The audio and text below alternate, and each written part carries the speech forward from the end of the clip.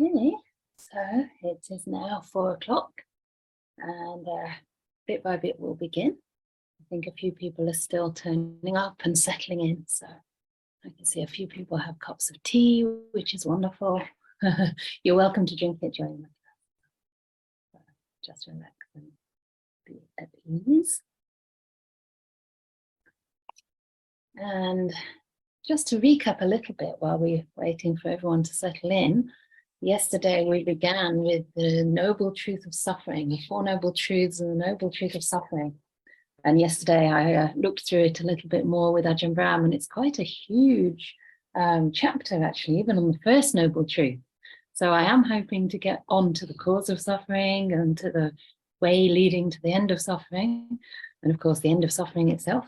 But I don't know, we might get stuck with suffering if we don't go a little bit more speedily through this. But as usual, you are invited to ask questions, and from time to time I may just ask Derek if any questions have come in. So if anything comes up for you during this reading, please don't be shy to express any doubt or anything that needs further clarification. And particularly, I think it's really nice if we can apply these teachings to things that are happening for us in our lives. So the more real and relevant it is, then the more alive the suttas become. So please make it personal to you. We don't read out your names. And again, if you want that to be confidential, you can just let Derek know and he'll remove your name. So even I don't know who's asked the question, okay? So don't be shy, because the Buddha always asked, that we should use our own wisdom and discernment, and not to take what he says, even what he says, on faith, but only if we find that it's helpful and beneficial, then we accept it for ourselves. And until then, it's a kind of hypothesis, it's a work in progress. We're sort of taking it on faith and giving it a chance, seeing if it does apply to our lives and how we can experiment with these teachings in ways that bring peace. But if we find it doesn't work, then maybe it's something in our understanding that's amiss, or maybe it's just not the way, or the way that's described that's helpful for you at this time. So you can always leave things aside. If it doesn't resonate, or if it causes doubt or disturbance, you can leave it aside. And someday, at some time, it might become pertinent to you. So yesterday, we just finished talking about how these 5 khandas, the body, that's rupa kanda, the vedana, which Ajahn Brahm translates as experience. You could also translate it as the affective tone of experience, because it does particularly point to that aspect of experience which is pleasant, unpleasant, or neither pleasant nor unpleasant, which is sometimes referred to as neutral. And then perception, sanya, and will and other mental formations. In other words, will and those things that have come about through will. That's the sankhara, and also vijnana. And here we were talking about how all of those, the Buddha said, any kind of body, experience, perception, will, or consciousness whatsoever, whether past, future, or present, one's own or others, gross or subtle, inferior or superior, far or near. These are just basically the 5 khandas, the 5 components of existence. And they should all be seen as they really are, with correct wisdom. This is not mine. This I am not. This is not a permanent essence. I think in the suttas, in particular, this is the Anatta Lakkhana Sutta, Samyutta Nikaya 2259, a really, really important sutta, which actually caused the first 5 enlightened beings, or after the Buddha, to arise in the world. I think in there it actually says, this is not mine, this I am not, this is not myself. But as Ajahn said yesterday, a permanent essence is somehow synonymous with a self. Usually when we talk about a self, we assume something permanent, lasting, and essential inside of us. And the Buddha is trying to point out that everything is just a process. So first of all, the Buddha is pointing out this non-self aspect of the khandas. And today we're going to go into each one in a little bit more detail, and we'll see how far we can get, because it's quite straightforward. So I'll try not to elaborate too much, just so that you can hear the Buddha's words and you have time to ask questions. Does that sound okay? All ready? Was it okay yesterday? Like, was it challenging for people? You can nod or shake your heads. No's, yes, some yeses, some no's, and some not quite sure. Okay, that's great. That shows that it's kind of doing what it should, I think. Because if it was all the same response, I kind of wouldn't believe you. But since we're getting different responses, that shows something's working there. And I remember the first time actually I was on retreat with Ajahn Brahm, I'd heard all the teachings. I'd heard the deep stuff from my teachers in Burma. You know, these were also people I had trust in as enlightened beings. And I thought I was really aware that, you know, everything ceases and that that was a good thing. And yet when I went on his first retreat and he looked me in the eye personally and told me this, you know, and I could tell he was speaking from experience, it sent tremors right through me. And for 2 or 3 days, I was full of anxiety. It was very interesting. So sometimes we think we've understood, or we think we know it, or we've accepted it, and yet actually something inside us still resists it, you know, and that is the sense of self. That's where we can see that, you know, the sense of self is still there. And you need to be able to see that, right? Unless you're enlightened, it's still a delusion that we hold, and delusion always causes suffering. So it's very good if it causes a little bit of fear, but also be gentle with yourself and, you know, leave things aside if it does feel too much for you. So we'll start with, it's on page 9. Hopefully you've all got this Sutta reference, but you don't have to read it. I'll just read it out for you. So this is from the Majjhima Nikaya, number 28. The form or body component of existence, that's Rupa Canda.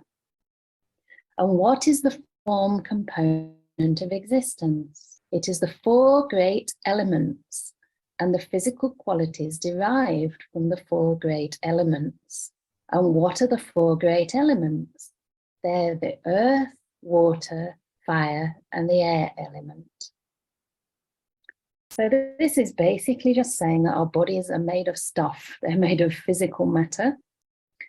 And that our bodies are no different from the earth, water, fire, and air element that we see outside of us. You know, just as outside there are things that are hard, there are things that are soft. You know, there's temperature, there's weight, there's texture. So inside the body also these things exist, and there's nothing different between our bodies and the matter we see outside. So this is another way to start understanding that the body is not self. There's nothing personal about it. It's actually extremely impersonal. It's part of nature. You could say nature is the owner of this body, not some kind of sense of self. And here it's talking all about the physical qualities derived from the 4 great elements. I spoke to Ajahn Brahm about this last night, and he said he's glad that I'm teaching it because he's more interested in the 3 quarks, being a theoretical physicist, which really means very little to me. But I think the main thing that he's pointing to is that even these great elements, you know, earth, water, fire, and air, even though we can actually experience them as sensations in the body, eventually the more that we meditate, we just interpret and experience it as energy, as forces kind of balancing together. So although for me, I have practiced some 4-element meditation, and I find that it can really sharpen the mindfulness, eventually it's just a way of kind of clarifying and becoming really clear about what these bodies are composed of. But the ultimate nature of that, if you like, ultimate nature is a bit of a Abhidhamma term, but the nature that you can observe is one of impermanence. You know? There's nothing really there. It's actually senseless. It's not something solid and sustaining. So the physical qualities derived from the 4 great elements, the way it's taught in the Visuddhimagga and the way that I've learned it from some of my Burmese teachers, are that earth can be experienced, it can be physically felt as heaviness or lightness, as hardness or softness, and as roughness or smoothness. So when you're doing your body scan, you might notice some of these types of sensations. And it's enough just to know, this is softness, this is heaviness. You don't have to give it a name, but you can maybe discern those kind of qualities, and then this is the earth element manifesting in my body. Or this is the earth element, which is a component of body, would be better stated. And then the water element is fluidity and cohesion. So it's that which holds things together and that which flows. So you can feel water in your mouth, for example. The blood would be the water element. And then the fire element, it's actually more like temperature, because it's the whole range of hot to cold. So we can always tell that the body has a temperature, right? It's not just neutral. It has parts of the body that are warmer, parts of the body that are cooler. So that's the fire element. And then the air element, which is the kind of pushing and pulling. You could also say movement. So you can feel with the breath that the abdomen might expand and then contract. And it can only expand a certain distance before it stops, and then it has to contract again. So again, it's contained by cohesion, by the water element, but it moves within the body. And these are basically all combining together all the time. Yeah? We can't exist without one of these elements. All four have to be present. And I find this a really interesting practice, because even when we just meditate, say taking one of these elements such as hardness, and we just meditate, scanning the body for hardness and the sensation of hardness. I remember on one retreat afterwards looking at a table and almost feeling much more connected with that table, understanding almost how it might feel, that hard quality, and realizing that that's absolutely no different from the bones in my body, or from my teeth. So this can help to start understanding the body as non-self and break through that illusion of attachment to the body based on the sense of self. So the next one is from the Samyutta Nikaya, page 6, number 1, the experience or Vedana component of existence. There are these 3 types of experience, Vedana. What 3? Pleasant experience through any of the 6 senses. That's the eye, ear, nose, tongue, body, and the mind. And we can have pleasant experience in any of those senses. Unpleasant experience through any of the 6 senses, and neither unpleasant nor pleasant. In other words, neutral experience through any of the 6 senses. These are the 3 types of experience or Vedana. So this is really interesting because it's a huge part of the practice, and it's an important link as well in the chain of dependent origination. Vedana always leads to craving, especially when we're not aware of those experiences that are happening within ourselves. And yet there are 2 kinds of Vedana. There's many, many different ways that the Buddha classifies this, but you can also divide all of these into 2 further categories, which are amisa and niramisa, which means basically the kind of wholesome happiness, which is helpful on the path. Qualities related to things like peace or inspiration, the happiness of the mind, joy, piti, tranquility, rapture. These are all wholesome happinesses that the Buddha said are not to be feared. And then there's also the amisa Vedana, which means kind of impure. And basically that means anything related to sensuality. And again, this isn't really a moral judgment. The Buddha isn't kind of coming down like, oh, you must not enjoy your food, etc. We all enjoy our food very much here. As Ajahn Brahm says, we're having some delicious food, and that really helps to nourish the body and uplift the mind. But it just means that it isn't a source of lasting happiness. If you pursue that pleasure through the senses, it isn't really going to get you liberated. It's simply too unreliable, too impermanent, and it always comes to an end. Furthermore, it can make us quite attached, even addicted, right, to those pleasures through the senses. And of course, it causes suffering when they disappear. Whereas the niramisa experiences, especially the happiness, which is pure, leads to more peace, leads to more joy, and you cannot get too much of it. So there's another sutta that I want to bring in here just briefly, which is Majjhima Nikaya number 139, the Yavana Vibhanga Sutta, just to make this point that there the Buddha talks about two types of happiness, the ones to be pursued and the ones not to be pursued. And the ones not to be pursued are those happinesses that are based on actually fatiguing the body. So that's quite interesting that can be actually pleasurable for some people. You know, maybe if you're a workaholic and you're like, you know, find it really difficult to stop your work on the computer, even though your eyes are tired and you've got a headache. But there's a kind of pleasure in that, you know, for the sense of self, like you're getting things done. And then the other happiness not to be pursued is the happiness of sensuality again, sense pleasures, which he called coarse and low, even vulgar and common of the ordinary people. You know, it doesn't really lead to anything exalted or lofty or noble. And then there are the other kinds of happiness that should be pursued, that should be developed, that should not be feared. And those kinds of happiness are related to the deep meditations. So this is a really wonderful example of niramisa happiness, pure happiness, which should be followed, which should be pursued. And those four kinds of happiness, which hopefully we'll get to further in this in these sutta classes and also in the talks, are called nekama sukha. And nekama sukha is like the happiness of renunciation, the happiness of letting go, the happiness of putting down burdens, even a little bit, even when you find you're meditating and maybe the mind's tensing up around a sensation or around a thought, and you just manage to relax with that, soften the mind towards it, soften your relationship. That's a kind of letting go, a kind of relinquishment, and non-ownership as well. I like to think of nekama as not owning or possessing our experience. So all of the jhanas are based on that letting go. And then paviveka sukha means literally being secluded from the senses, and secluded from the five hindrances as well. And then upasama sukha, which means the happiness of peace.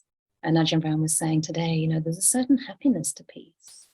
At first, it might not be very obvious because it's so much subtler than the kind of stimulating happiness we get through the senses. But nevertheless, there's a happiness there. And again, they're all related to that letting go and to that seclusion from what's unwholesome. And then the last definition he talked about related to the happiness of jhanas is sambodhi sukha, which literally means the bliss of enlightenment, which is unusual for the Buddha to say because, you know, this is not enlightenment yet, and yet it's something so close because it's pure. You know, it's similar to the mind of a Buddha or an enlightened person. Your mind at that time is similar because it's free from the five hindrances and free from the five senses. So these kind of happinesses are good to be pursued. So I'll go through the strange form, experience, perception, will. I'll go through the others and then we'll have some questions, okay? So the perception component of existence. And this is from the Samyutta 22, number 56.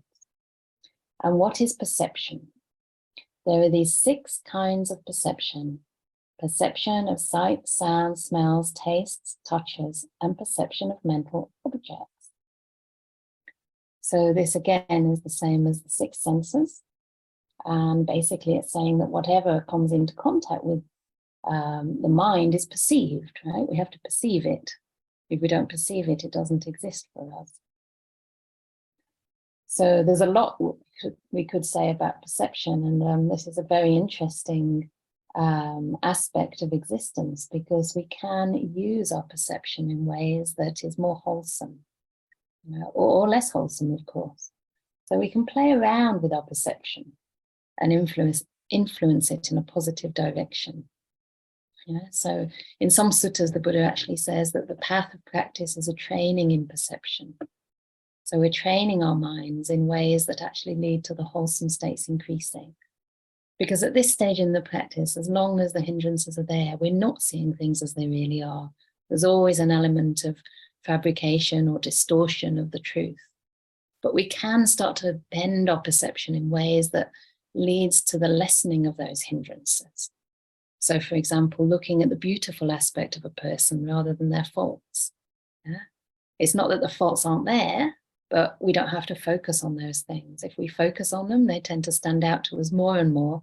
And that person feels rather diminished in front of us and actually might start to enact those negative qualities because that's what you expect them to do, right? But if we focus on the beautiful part of the person, you know, for example, in a room like this, it's so easy to focus on the beauty in everybody, in your sincerity in coming to practice and, you know, showing up and listening to the Dhamma with eager ears. It's really easy to focus on that aspect of everybody here and of yourself, right? Sometimes it's hard to focus on the good in ourselves. We can see it in everyone else. And by doing that, we encourage it to grow. So in this way, we can actually mold perception in ways that leads to more happiness and peace. And then the will. What is the will? And the result of willing component of existence. So the Buddha says, what are volitions? That's the word that Ajahn Brahm, I think, has probably removed from this translation by now, but it basically means will. There are 6 kinds of volition. Will regarding sights, will regarding sounds, will regarding smells, tastes, touches, and mental objects.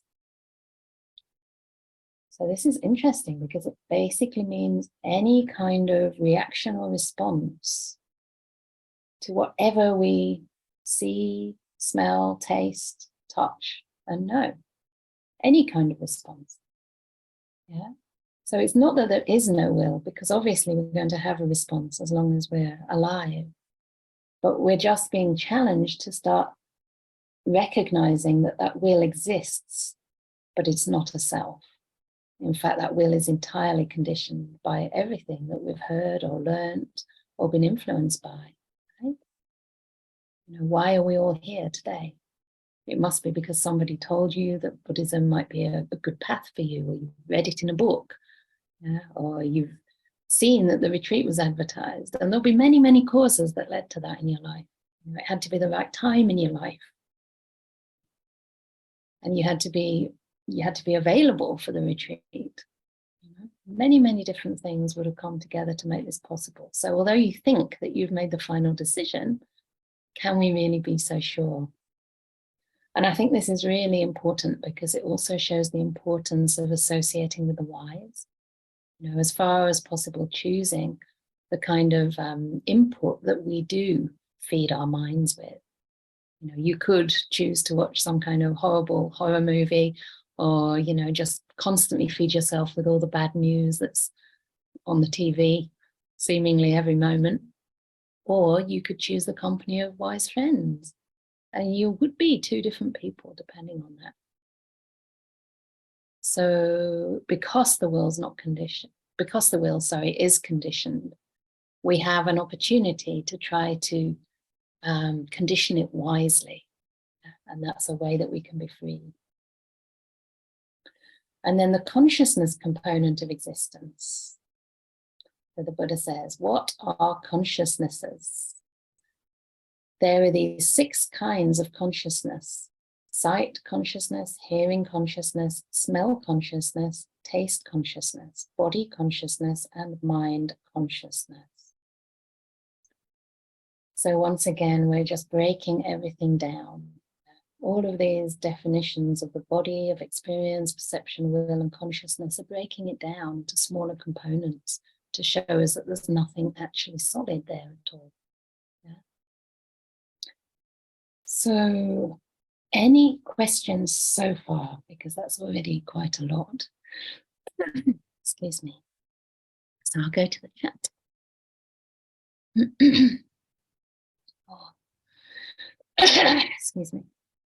So someone's saying, I just want to thank you, Ajahn Brahm and Venerable Canda, and all the group. See, so you're already supporting others by being here. I feel grateful for sharing this space with you.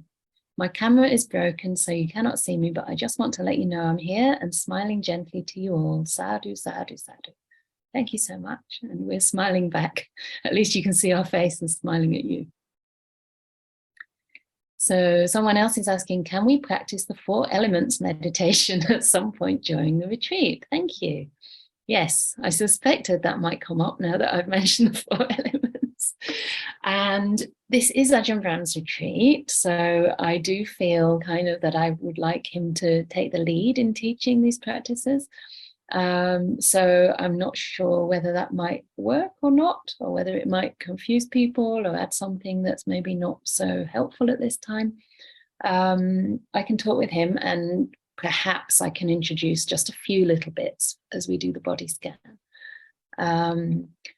But I think, yeah, really these kind of practices are best done to gain real benefit, best done as kind of a retreat in and of themselves, because it does take time to go through all those different characteristics and to really get a feel for that. So when I've done that, it's actually been on a longer retreat of about 5 weeks or so. And I practiced mostly with metta for the first part of the retreat. And only in the last couple of weeks, I started practicing 4 elements. So my mind was already very soft and very receptive, and it became quite easy to go through those qualities fairly quickly. So I can't promise, but it's something that I could definitely do sometime in my online groups, certainly. So someone else is asking, would doing some sporty activity, for example, going for a jog, be an unwholesome activity as it makes the body tired? So that's a great question, and it's one that you have to answer for yourself. You have to learn through that mindfulness and kindness to your body how much is enough and how much is too much. So again, I think asking your body, because so much we live in our head and we just think, I want the body to do this, therefore the body has to follow my command. And honestly, when I was younger, I had that attitude, and I didn't even know I had that attitude to the body because I was fit and healthy. So far in my life, until I was about 31, 32, I could just do whatever my mind wanted me to do. If I wanted to go up to the top of the Himalayas, I could do that. My body would oblige. But then when I got a chronic illness in Myanmar, through living on very, very basic food and food that didn't really suit my body in a climate that was also incredibly intense, it came to a point where I had to take some steroid medication for a gastric issue. And suddenly the whole system kept collapsing. I don't know if anybody here has ever had to be on steroids, but getting off them is the problem. And somebody put their hand up, yeah. So I had to start reducing them by like a quarter of a pill. And at that time, the steroids kind of take over your adrenaline and all kinds of functions, all kinds of hormones in the body. So when you stop taking them, even reduce them a tiny bit, the adrenaline just crashes all of a sudden. So I'd start to go on a little walk just down the road, and I'd have to stop at the bottom of the guest house stairs and somehow get back up the stairs and lie down. And I realized, wow, my body's no longer obeying my command.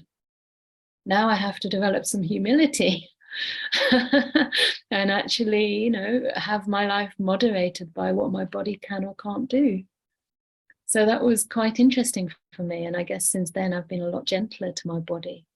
But I do think it's important to look after the body, and that can mean exercise as well. So maybe ask your body, how much is too much, and experiment a little bit. It's certainly not unwholesome, but if your body takes kind of a week to recover from one jog, then it probably isn't a very good thing, So don't read what you read. Don't kind of go for what you hear in, the latest health magazine. Sometimes I see people with these like little head things, and they tell you how fast to walk and how many paces you've done and how much more you've got to go. And I just think, wow, so disconnected from how the body actually feels. Another thing to notice is, like, are you jogging feeling happy with a smile, or are you jogging with a grimace? Because sometimes I see joggers and they just look so unhappy. And I think, wow, why do you do that to yourself? So yeah, even though the question seems simple, It's a good opportunity. All these, daily activities are good opportunities to check your motivation and your attitude and relationship with your body. Very good. So nothing more at present. So shall we carry on? Are we good? Keep going?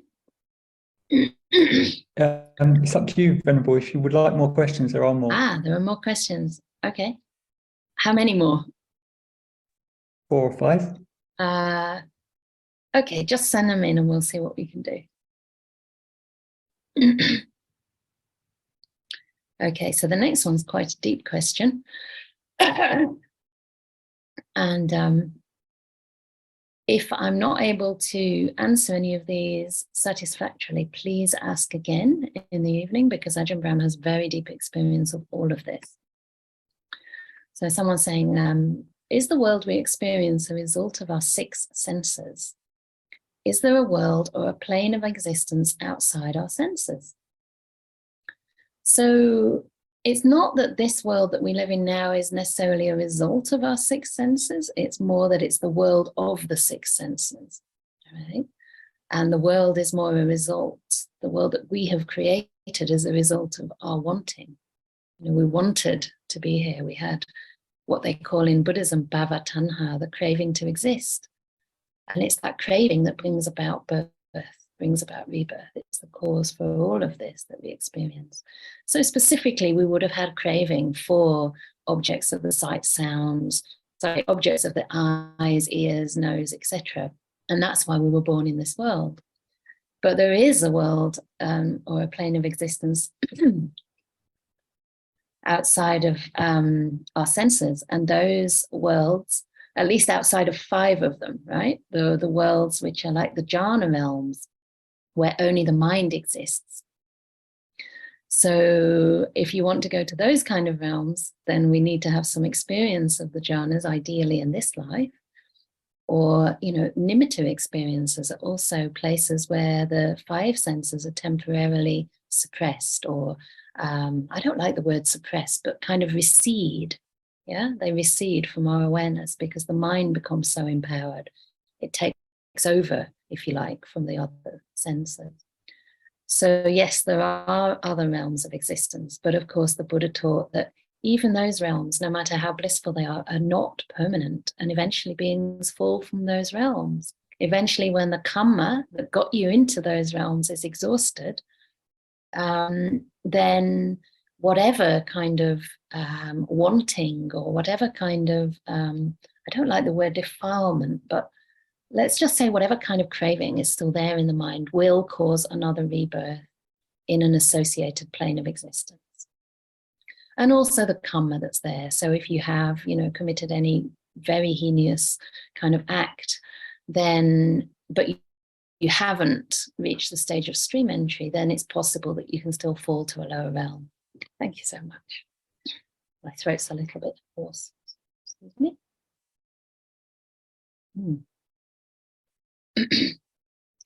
So, yeah.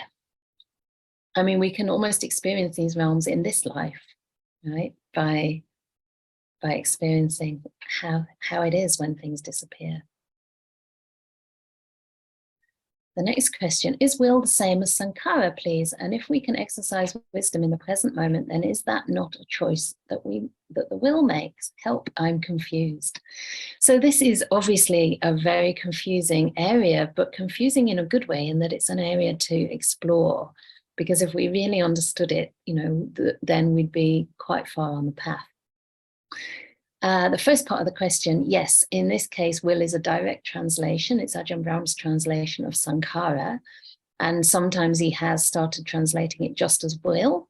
But in here, and also I kind of keep nagging him to also mention that it's the will and the result of the will, what is willed, in other words, what is formed. So for example, I don't mind volitional reaction as a translation, because I think of sankhara as a kind of reaction to whatever we experience. So for example, there can be an unpleasant experience in the knee, and you could be very mindful and very kind to that and just be curious and continue observing without any loss of equanimity or peace. Or you could experience a pain in the knee and think, my knee. There could be a lot of ownership of that pain, a lot of identification. You know, it might start spinning the mind out into a whole history of that time that you hurt your knee and you wish you hadn't because now you can't meditate, and I'll never get enlightened because of that, etc., etc. And that is more of a reaction that creates more suffering, right? So to me, that is the sankhara. The sankhara is something that we can actually pacify by developing more mindfulness, more equilibrium or equanimity in the mind, and then we don't react so much.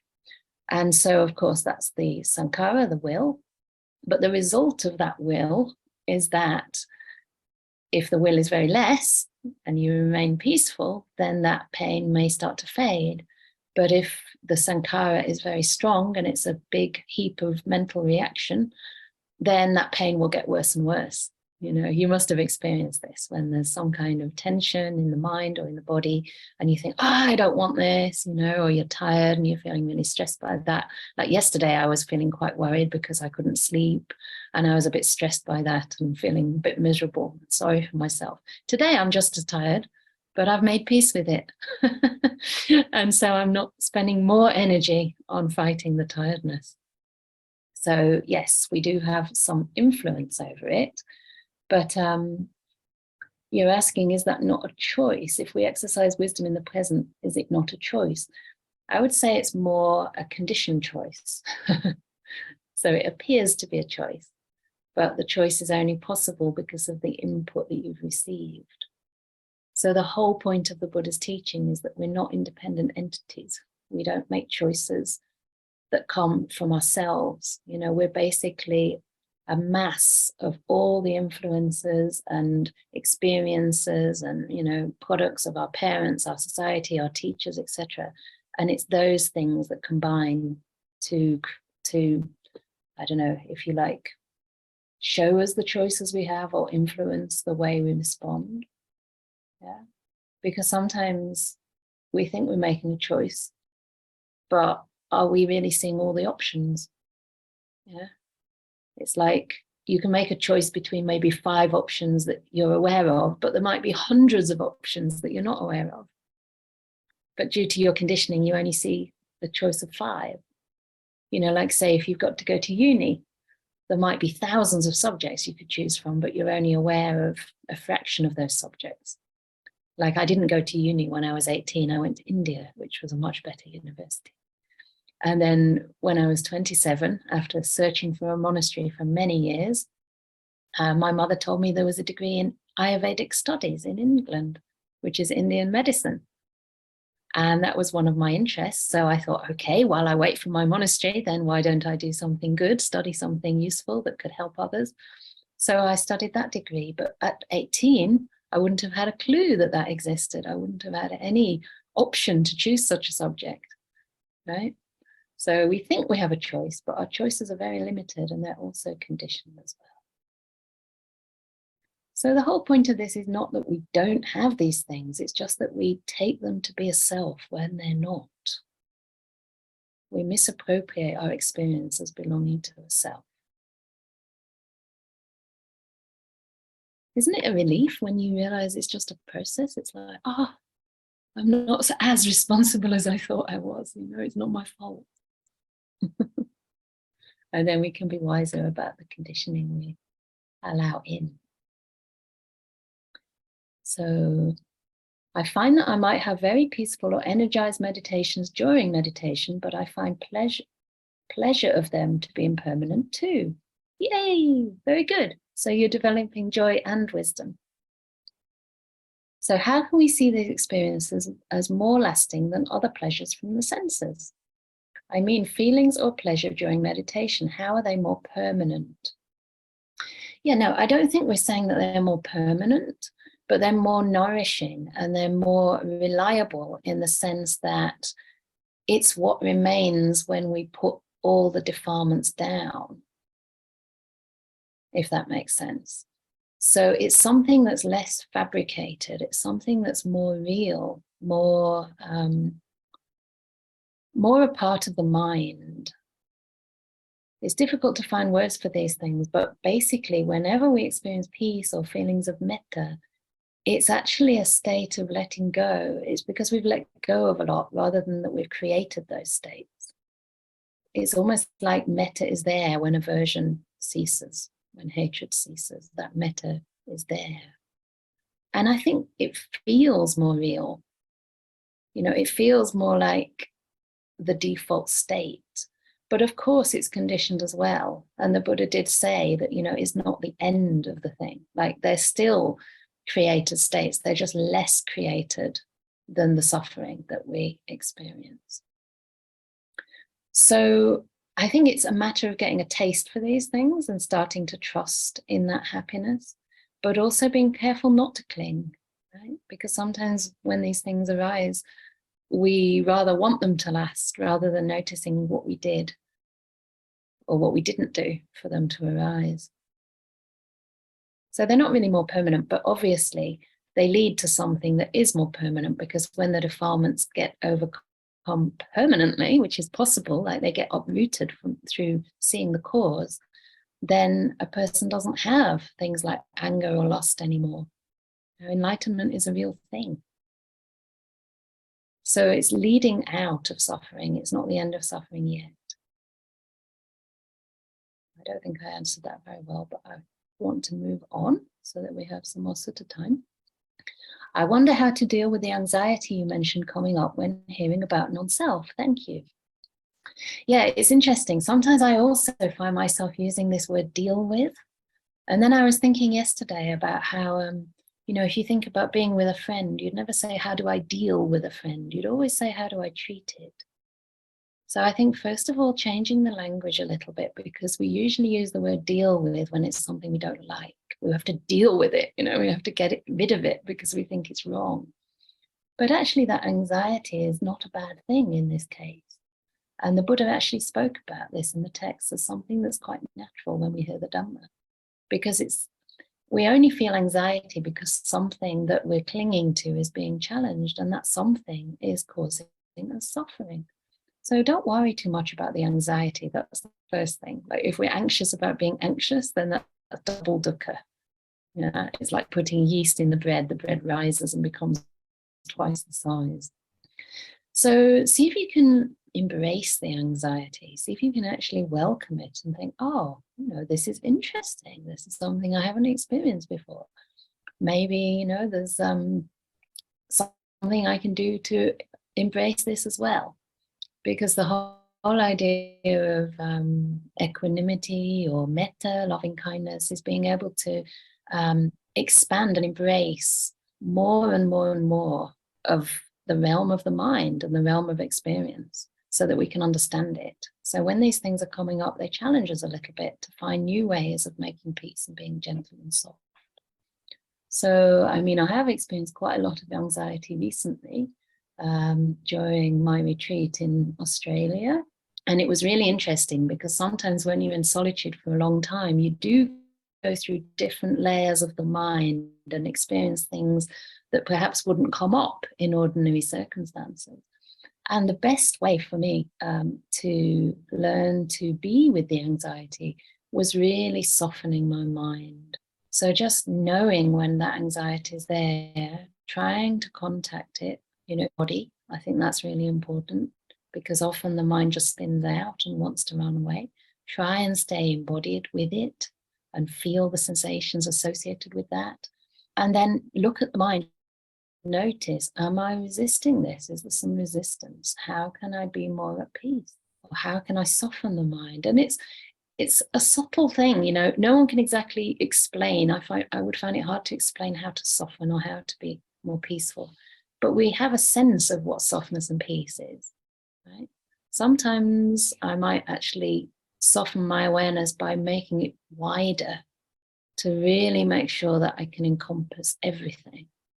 So it's a sense like there's this, almost like this hug of awareness around you, and you just make it wide, and then you sort of, I don't know, soften the mind. I just really relax it. And even imagine the word softness, or imagine your mind and your body like a sponge, you know, and all the kind of water, all the kind of I don't know, tension just kind of seeping out of the sponge.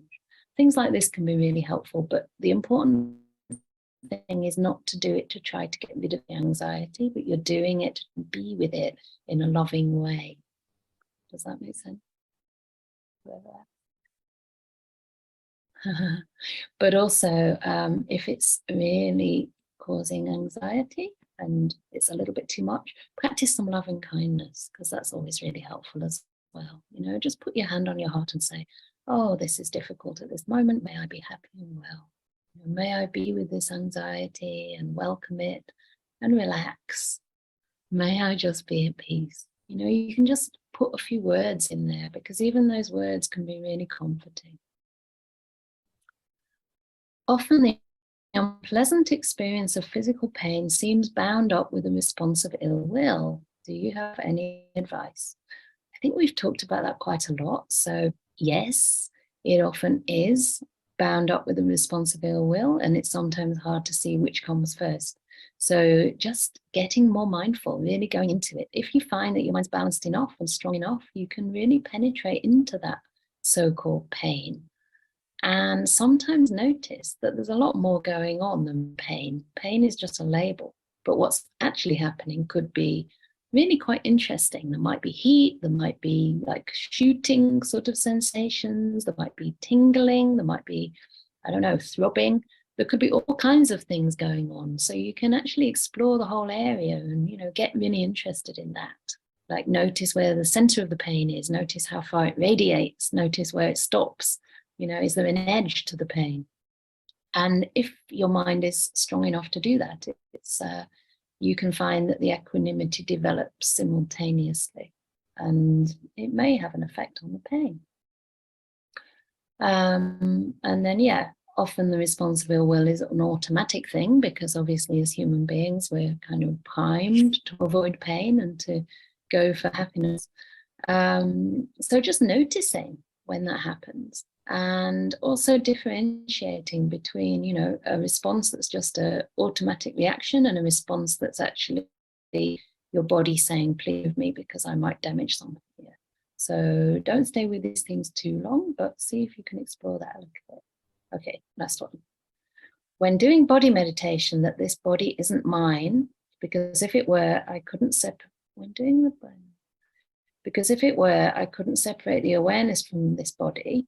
In my heart, I felt a sense of relief and peace. Is that a good way to practice body meditation, by noticing in that way?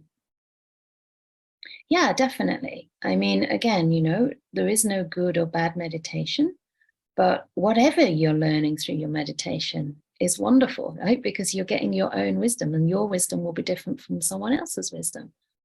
So I think it's wonderful that you're reflecting in that way. You know, anything that leads to relief and peace is definitely part of the path. One of the teachings that the Buddha gave to the first bhikkhuni, Mahapajapati Gautami, was actually also to Venerable Upali, who was a barber in his former life and became the master of discipline in the time of the Buddha. He gave them a very simple teaching that basically said, whatever leads to peace, to disentanglement, to solitude, to letting go, yeah, to understanding, and to deep, deep peace is the path. This is the Dhamma. He said, you can know for sure this is the Dhamma. So if something leads to relief and peace, then wonderful. And the more you are able to so-called separate the awareness, or the more the awareness becomes strong, let's say, and you start to see the power of the mind, the more we realize that, you know, our awareness, our mind, our happiness that we experience in the mind doesn't depend on this body.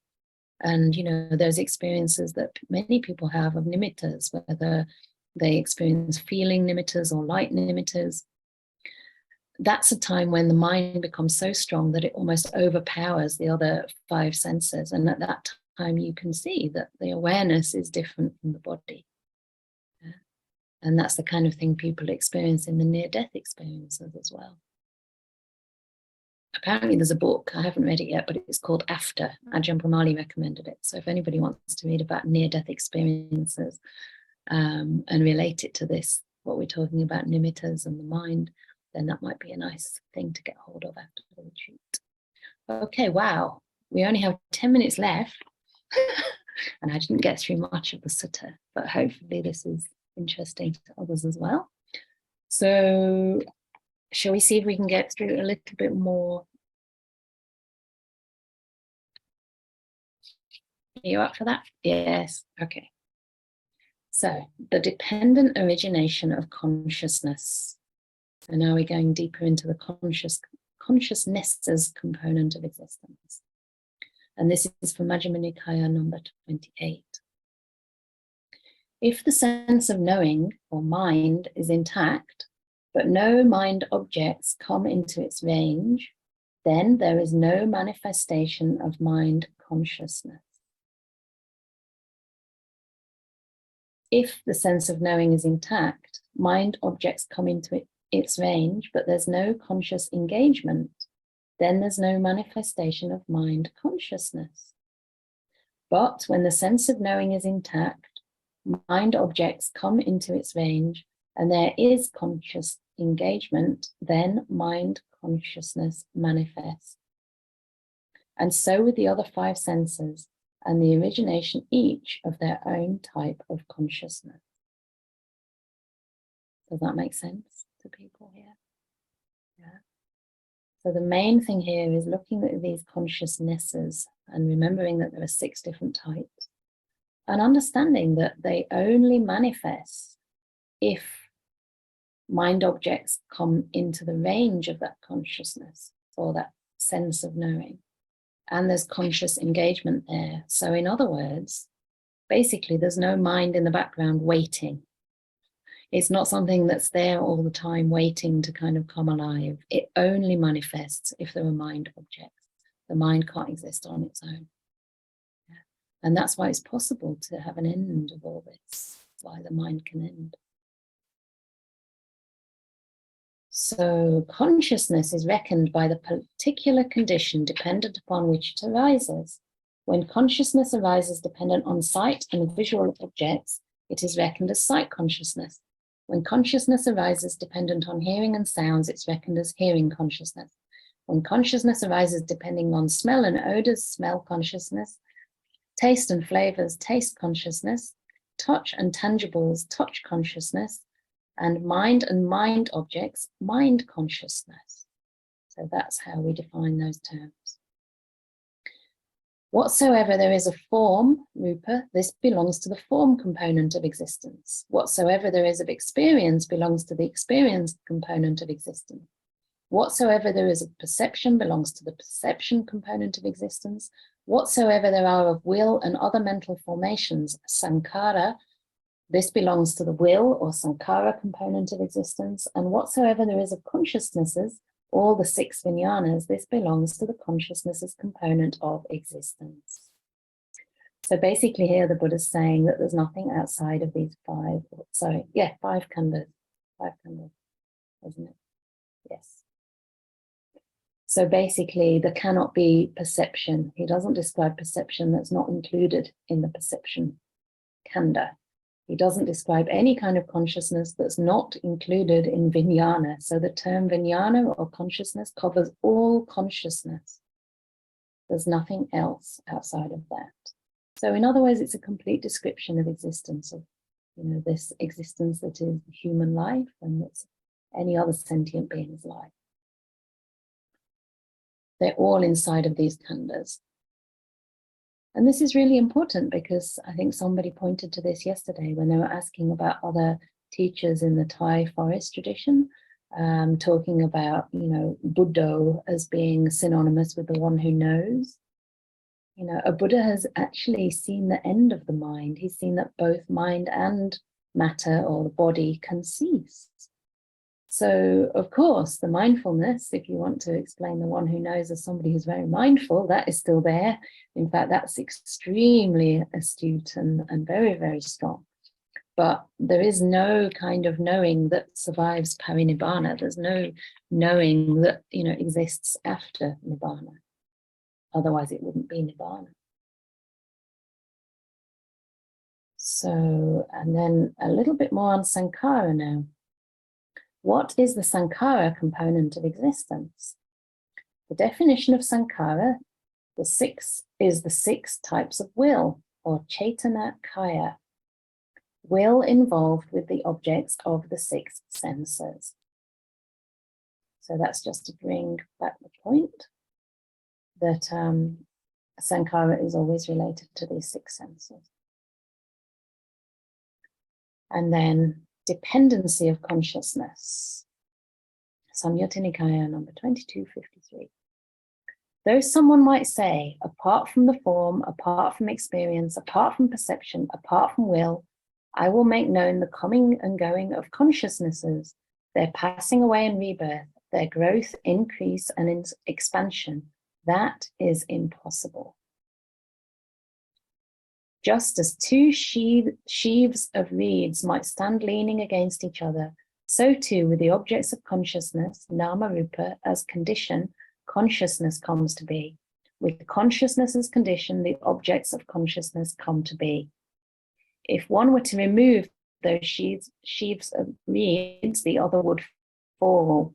So too with the cessation of consciousnesses, the objects of consciousness cease to exist. With the cessation of the objects of consciousness, consciousnesses cease to exist. So consciousness is dependently arisen. And this is another kind of dependent origination in brief, just looking at the consciousnesses and the objects of those consciousnesses. Yeah? So it's like they're standing against each other. These sheaves and reeds are like leaning on each other like this. So consciousness needs its objects, and without those objects, the consciousness falls down. So this is how it can happen, that when somebody goes the jhanas and then the arupa jhana, parts of that consciousness get chopped away, so that the objects become exceedingly refined until the objects fade and then consciousness itself stops. So this whole path, I mean, that's why we call it the art of disappearing. It's a path of fading. And what fades? Suffering fades. That's all that fades away. The Buddha taught that he just teaches suffering and the end of suffering. That's all. And I think, sometimes it can be a bit scary to hear this, but really, would you like to be left with suffering? And the beautiful thing about the path is that the more this suffering fades, it's not just replaced with kind of numbness or, a sense of dullness. It's replaced with joy and peace. And when we start to experience that joy and peace, it gives us the confidence and the impetus to continue. It becomes almost like impossible to resist. That peace just pulls the mind closer and closer inward towards it. And, we know that this is the right path. So wherever there's an obstacle, wherever there's resistance, you can know that that's the sense of self. And it's a good thing to meet that resistance, because it's only when the practice starts to go deeper that you'll realize where you're blocked. Some practices won't challenge the sense of self. They'll just keep you happy in this world and, able to just keep functioning and producing and going to work and coming home. And, that's okay. But at some point we get tired of that. And we just think, isn't there somewhere an end to all of this? And so that end starts to come with increasing peace. And it doesn't make you inactive in the world. It gives you more ability to really serve. So it's pretty much 5 o'clock and we didn't get very far, but Ajahn Brahm always says it's more important that what is taught is understood. So hopefully it was also a little bit engaging and answered a few questions there as well. So I think we'll leave it there for now, unless there's, I don't mind 5 more minutes if anybody has a very pertinent question. Is there anything more, Derek? Okay. What is a feeling nimitta? Okay. So yeah, I'm also a little bit unclear about this because I'm more of a feeling type of person. So for me, I can experience light nimitta, but I can also experience things that feel very similar to nimittas, but they're feelings.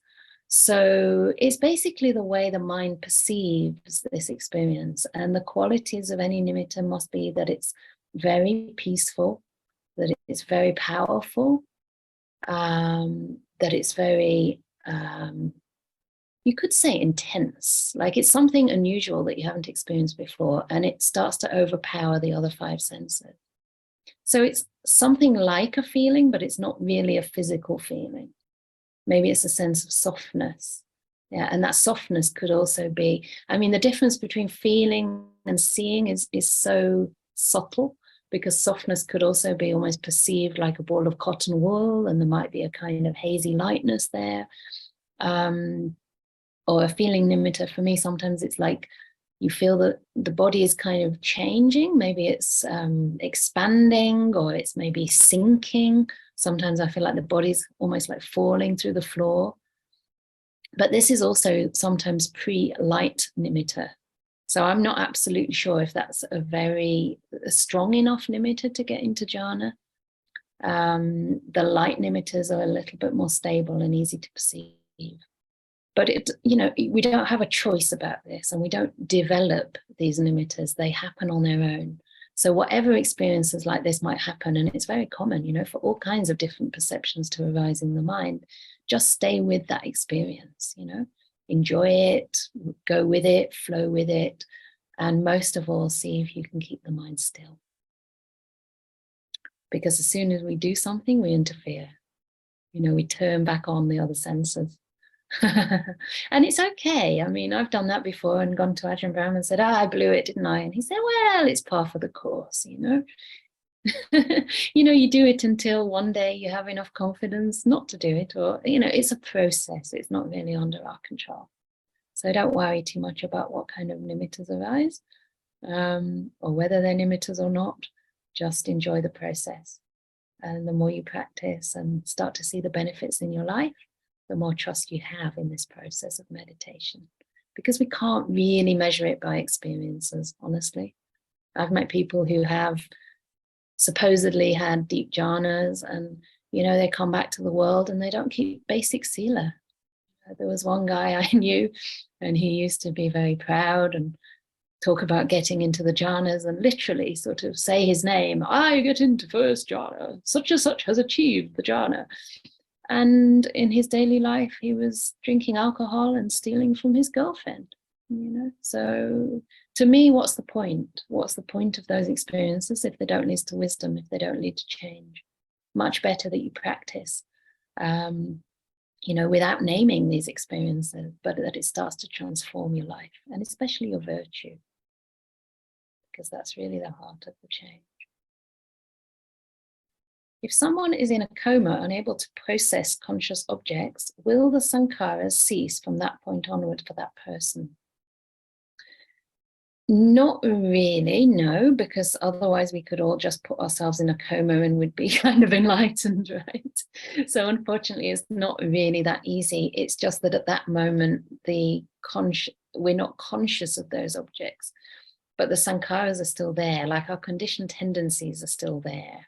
Right? So the way we've been behaving in our life, our virtue, our tendencies are still there.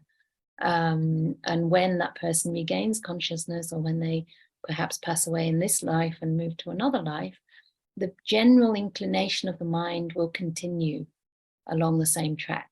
So don't worry, because it's not necessarily a bad thing that they're in a coma. It doesn't mean that they're going to be reborn, without any kind of conscious awareness.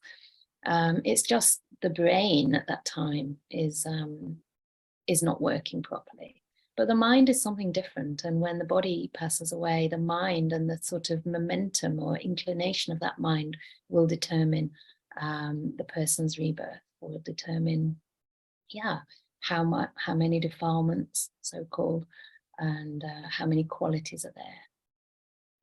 So no, unfortunately, the sankharas do not cease from that point onward. The sankharas only really cease with wisdom, when delusion is destroyed. Okay, if there's no mind, what connects the rebirth and the sankharas? Okay, this is a very common question, and maybe it's one for Ajahn Brahm later, because there's not much time now, but we're not saying there's no mind.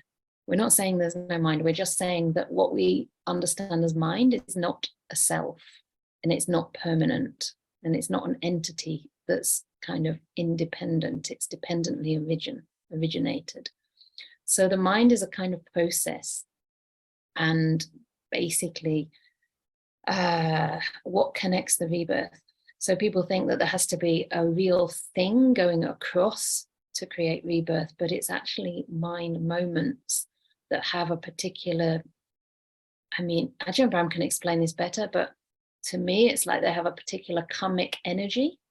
So if you think about your mind, say in the last meditation, and you had a moment of peace, then the next mind moment, it might seem like the same mind experiencing peace, but the next moment will be more likely to be peaceful because the last moment was peaceful.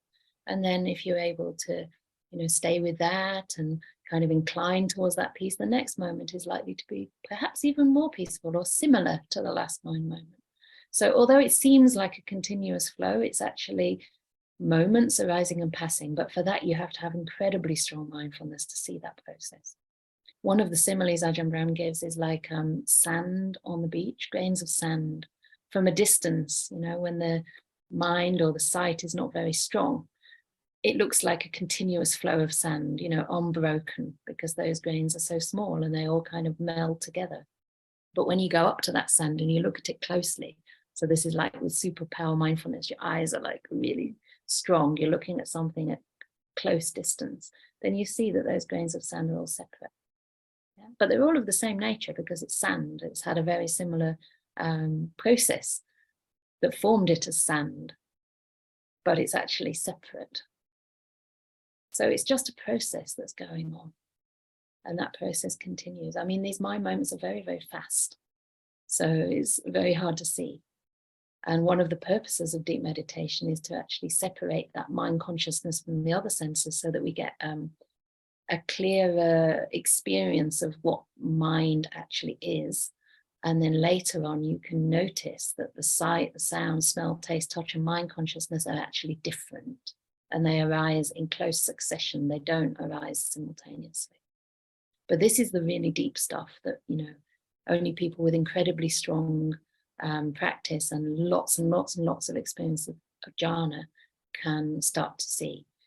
I say that, although in the Burmese tradition, we do teach, and my teachers also, and a lot of people that I know have experienced some kind of experience of the mind being impermanent, even without jhana, but still you need quite a deep level of samadhi.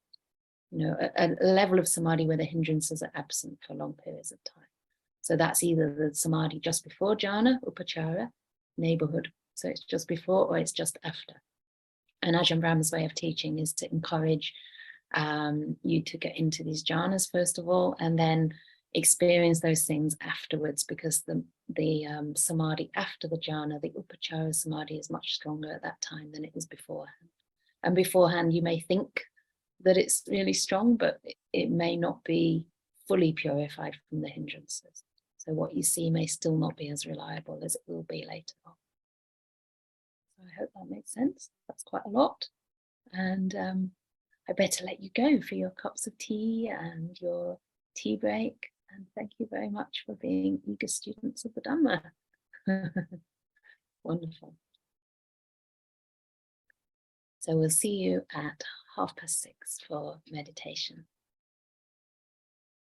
And I'll promise not to giggle. I shouldn't promise. I'll try not to giggle this time.